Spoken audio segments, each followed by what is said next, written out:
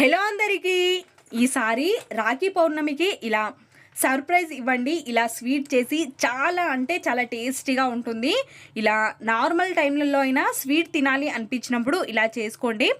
బేకరీలలో వందలు పెట్టి కొనుక్కోవడం కంటే ఇలా ఈజీగా ఇంట్లో ఒక్కసారి ట్రై చేసి చూడండి. ఇంకా ఎలా చేయాలో చూసేద్దాం. స్టవ్ పైన ఒక ప్యాన్ని పెట్టుకొని అందులోకి కాస్తంత నెయ్యిని వేసుకొని 1 కప్పు వరకు నేను ఉప్మా రవ్వ సూజీని యాడ్ చేసుకుంటున్నాను. సూజీ మంచి కలర్ వచ్చి మనకి మంచి స్మెల్ వచ్చేంత వరకు మంచిగా వేయించుకోవాలి. అప్పుడే మనకి టేస్ట్ అనేది చాలా బాగుంటుంది ఈ బర్ఫీకి. కాబట్టి ఒక్కసారి ఇలా మంచిగా వేయించుకోండి. మనం మొత్తం ఈ రవ్వ వేయించుకోవడంలోనే ఉంటుంది టేస్ట్ అనేది. కాబట్టి ఇలా మంచి స్మెల్ వచ్చేంత వరకు వేయించుకోండి. తర్వాత అది పక్కన పెట్టేసుకొని ఒక బౌల్ తీసుకొని అందులోకి 1 కప్పు రవ్వకి 2 కప్పుల వాటర్ని యాడ్ చేసుకోవాలి. ఇది ఇక్కడ మరిగేంత వరకు మనం పక్కన అదే బౌల్లోకి 1/2 కప్ షుగర్, అందులోకి 2 యాలకులని వేసుకొని నేను మిక్సీ పట్టుకొని పక్కకు పెట్టుకుంటున్నాను.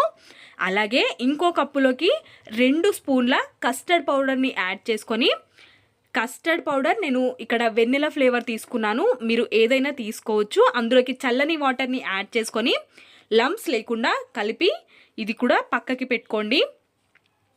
మీరు వెన్నెలా ఫ్లేవర్ తీసుకుంటే ఎల్లో ఫుడ్ కలర్ని యాడ్ చేసుకోండి, బాగుంటుంది. ఇంకా మనం ఇందులోకి మరుగుతున్న వాటర్ని రవ్వలోకి వేసుకున్నామంటే రవ్వ స్పీడ్గానే మనకి దగ్గరికి వచ్చేస్తుంది. కాబట్టి ఇందులోకి మనం ముందుగా మిక్స్ చేసి పెట్టుకున్న షుగర్ అలాగే కస్టర్డ్ వాటర్ని ఇందులో వేసేయాలి. మనం ఇక్కడ నేను చూపించిన విధంగా మీరు షుగర్ని యాడ్ చేసుకున్నారంటే తీపిదనం అనేది కరెక్ట్గా ఉంటుంది. మీరు ఎక్కువ తక్కువ చేశారు అంటే టేస్ట్ అనేది మిస్ అవుతూ ఉంటుంది. కాబట్టి ఇలా నేను చూపించిన విధంగా యాడ్ చేసుకొని ఇందులోకి నేను ఎల్లో ఫుడ్ కలర్ని యాడ్ చేసుకుంటున్నాను. ఇది పూర్తిగా ఆప్షనల్, మీకు ఇష్టమైతేనే యాడ్ చేసుకోండి, లేదంటే లేదు.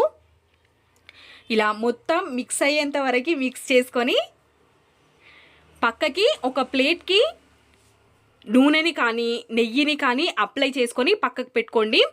ఇందులో కూడా 1 స్పూన్ వరకు నెయ్యిని వేసుకొని కలుపుకుంటే మనకి టేస్ట్ బాగుంటుంది. ఇలా ప్లేట్కి మొత్తాన్ని అప్లై చేసుకోవాలి, లేదంటే మనకి బర్ఫీ అనేది సపరేట్ అవ్వకుండా అతుక్కపోతుంది ప్లేట్కి. కాబట్టి మనం చేసుకున్న మొత్తం రవ్వ కేసరిని ఇందులో వేసేసి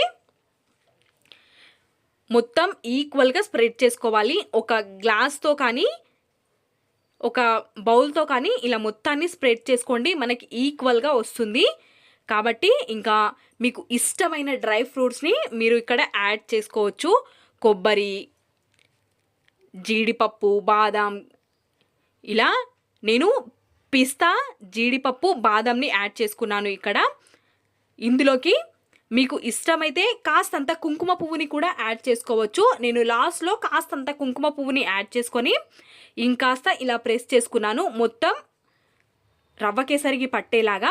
ఇలా ఒక్కసారి మీరు ట్రై చేయండి. వందలు పెట్టి మనం బేకరీలలో కొనుక్కోవడం కంటే ఇలా ఇంట్లో ఈజీగా చేసుకున్నామంటే ఫాస్ట్గా అయిపోతుంది.